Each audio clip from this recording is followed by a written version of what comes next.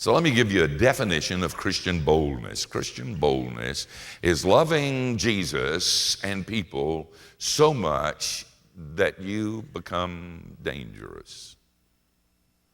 Let me say it again. Christian boldness is no more, no less than loving Jesus and people so much so that you become dangerous. We had William Oyler's funeral last week.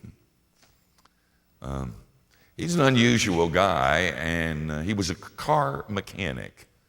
Is that a great name for a car mechanic? William Oyler. He was killed in an automobile accident. I was really sad because I liked him. He loved Jesus with all of his heart, but he didn't fit anybody's mold. He did stuff he ought not have done as a Christian.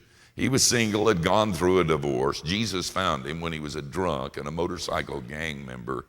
And Jesus did some good stuff, but there were other things he didn't clean up about William.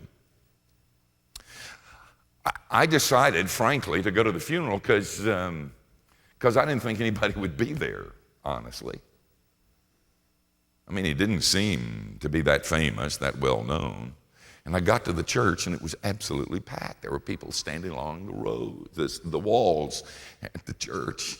And I looked out over that bunch, and I realized all of us are here because we thought nobody else would be. And we're here because William Oyler touched our lives. You should have seen the motorcycle gang members. They were there, man. Their leather jackets, the tattoos. William had a ponytail, and I looked out, and half the guys there had ponytails, and there were a bunch of drunks, a lot of them recovering, and William had told them about Jesus. Every Saturday, he had a time at the church where he'd gotten together some other Christian mechanics, and they worked on the cars of the single women in the church. They changed their oil and fixed the cars, and they did it free, and all those women were there. There were students there. There were people that William had been honest with, where he had kicked posterior, where he'd used language that you ought not use if you're a Christian. But we were all there, and then they lined up and they started coming to the podium to tell stories about William. One said, "I wish I could tell a joke he told me, but it wouldn't be appropriate here." Another said, who was a seminary student, William Oyler said to me, "Son, grow up." His wife was standing there, and she loved William for this.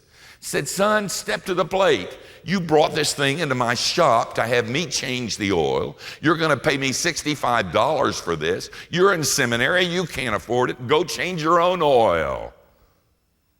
Keep the $65. And one girl got up and said, William said to me, "Boy, your car is messy." And I said, "I know. I don't have any time." And William said, "Nonsense. Clean it up, and I'll fix it." Your drunk got up, and he said, "Man, I was flat out drunk when William loved me." William did a lot of counseling. He headed up a number of organizations, was a part of a men's Bible study. And he had tattoos, and he was mean, and he loved God with all of his heart. And if I could bring him here, well, we'd have a big crowd.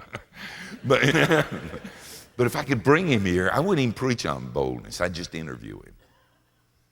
Because William honestly didn't care what people thought about him because he'd been with Jesus. Everybody knew he was bad, so he didn't have to pretend. He wasn't educated, so he didn't have to be right. William just loved Jesus, and he loved people so much that he was dangerous.